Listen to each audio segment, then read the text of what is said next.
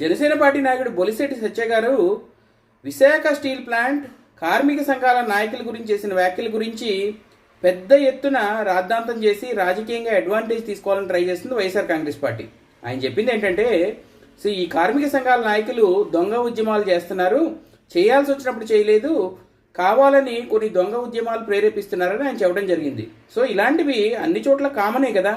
ఇప్పుడు ఆయన క్లియర్గా చెప్పింది ఏంటంటే, ఒక కార్మిక సంఘానికి నాయకుడిగా ఉండి వేరే పార్టీతోటి, ఆపోజిట్గా ఉండే పార్టీతోటి అంటగాగారు వీళ్ళు అన్నట్టుగా ఆయన కామెంట్ చేశారు. దానికి సంబంధించి ఈ కార్మిక సంఘాల నాయకులు కొంతమంది చెప్పుతో కొడతాం, నాలుగు చీరుస్తామని రకరకాల మాటలు మాట్లాడుతున్నారు. అది వైఎస్ఆర్ కాంగ్రెస్ పార్టీ వాళ్ళు మాట్లాడిస్తున్న విషయం అందరికీ తెలిసిందే కదా.